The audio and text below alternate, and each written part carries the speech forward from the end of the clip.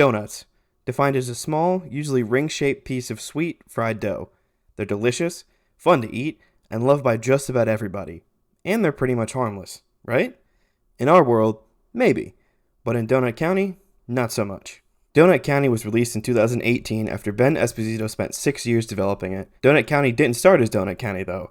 Ben Esposito originally had the idea to develop a game based around Hopi culture. Hopi culture revolves around the Hopi tribe, which is a Native American tribe based in Arizona. Esposito decided to stray from the original idea out of respect for the Hopi people, stating, "I learned this really important and now very obvious lesson, which is, it doesn't pay to tell someone else's story. I think people are tuned into the cultural implications of the media they consume a lot more now, probably thanks to stuff like the feminist frequency doing the big, foundational work of showing people, hey, you should think about this." Esposito made the shift to what Donut County is today and based it on more personal, real-life locations and people. Thus, Donut County was born.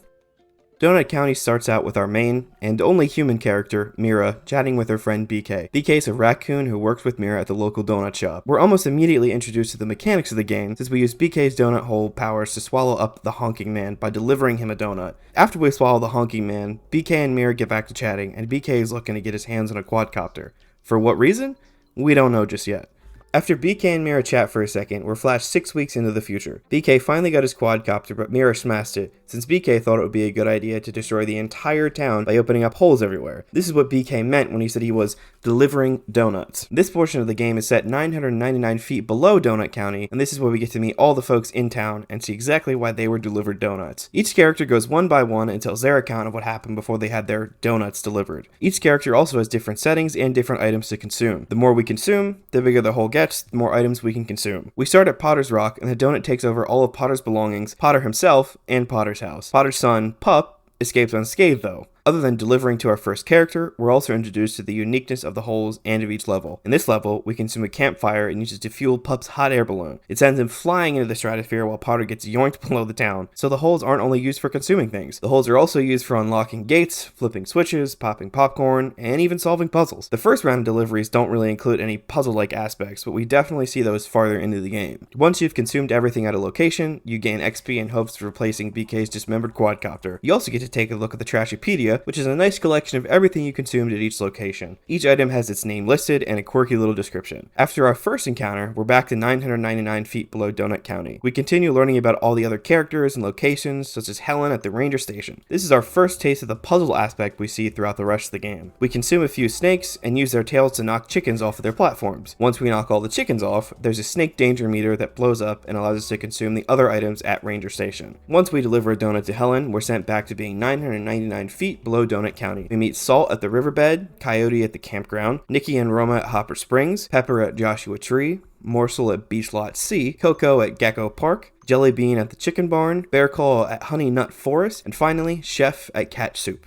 In my opinion, Cat Soup is the most puzzle-based level since we have to consume things in a certain sequence and it's more trial and error than the other levels. After we deliver donuts to everyone and town and successfully destroy the entire town, we're back at the donut shop. BK is flexing on all of us with his new quadcopter before Mira smashed it for some payback. This isn't the only payback she gets though. Mira uses a donut hole to consume BK, the donut shop, and herself. Now that we know everyone's reason for being in the hole, the group devises a plan to finally get out of said hole. They need Pup and his hot air balloon to get out. But to find him, they need to deliver a donut to Possum, who's a conspiracy theorist with a knack for technology and hacking. They deliver a donut to him at the abandoned house. Possum's level is the most interesting one, in my opinion, since the whole delivery is done in the dark.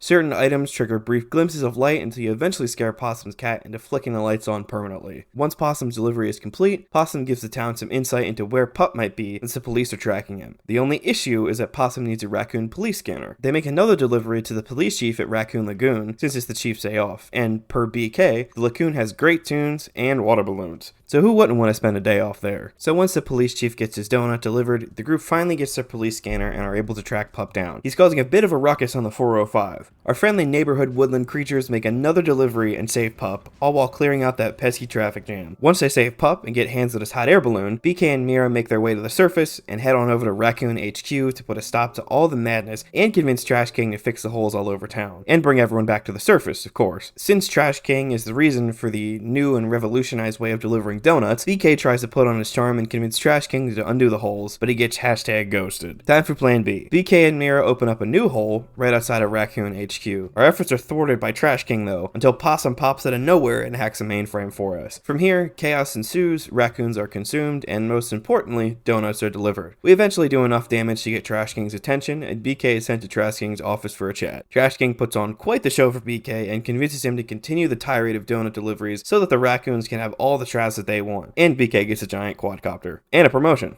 Those are hard to come by these days. Outside, Possum and Mira are still in the hot air balloon, but they're surrounded by quadcopters who are ready to shoot them down in an instant. Is all hope lost for our fuzzy friends and their human companion? While our heroes are feeling betrayed by BK, Trash King takes things into his own hands and tries to use his fancy, giant, overly expensive quadcopter to take us out for good. Just as it seems all hope is lost, out comes BK with the exact hacking device we need to take over the quadcopter. Turns out, he wasn't so bad after all. Once the quadcopter is destroyed, our delivery hull makes a tornado and rips through Raccoon HQ. So long, Trash King. Trash King has his comeuppance and agrees to build a giant catapult to put everyone, and everything, back on the surface. I do feel kinda bad for him though, cause all he wanted was to make the lives of raccoons easier and provide them with more trash to eat. But he's still kind of a dick. After our epic battle with Trash King, we launch all the townspeople back up to the surface. BK and Mira have their own commitment of reconciliation, and then the credits roll. The mechanics of Donut County are pretty unique. Though each level had its pretty standard mechanic for consuming items, there were slightly more complicated puzzles along the way. Other than the mechanics I mentioned before, there are a few other levels that throw us a bit of a curveball. Water is a tool used in a few levels, but we get our first round with water when we visit Salt. We have to consume puddles of water and drain them to fully consume everything at the location. At Hopper Springs, we have to consume bunnies to make them do what bunnies do best, and make the hole bigger. We also have to consume carrots to lead bunnies around. At places like Lot C, we have to light fireworks to scare birds and knock another townsperson off the cliff to consume even more items and eventually consume the entire lot. Things change entirely once we get to the chicken barn though. At the chicken barn, we have to use the catapult upgrade to throw items and trigger certain events. Raccoon Lagoon is another level that heavily relies on the catapult, since we have to launch water at the chief's raft so we can make his rounds in the log flume, and we can complete its delivery and knock the Ferris wheel off its track so you consume everything out the lagoon. Visually, Donut County is a very cutesy, fun, almost retro feeling game. The animation is relatively simple with no hyper-realistic characters or landscapes. It feels very cartoony, which works really well with the almost visual novel feeling of the game. Most of the time, it felt like playing an arcade game, which I think is great. It's a relatively simple game in terms of the animation style. The music used in Donut County also works very well to establish the fun, lighthearted vibe. A lot of the music also felt very retro and sounded like it was straight out of an arcade game as well. The lack of spoken dialogue and uses of noises to convey dialogue reminded me a lot of Animal Crossing. It brought up a lot of nostalgia for me. It's just a ton of wholesome fun.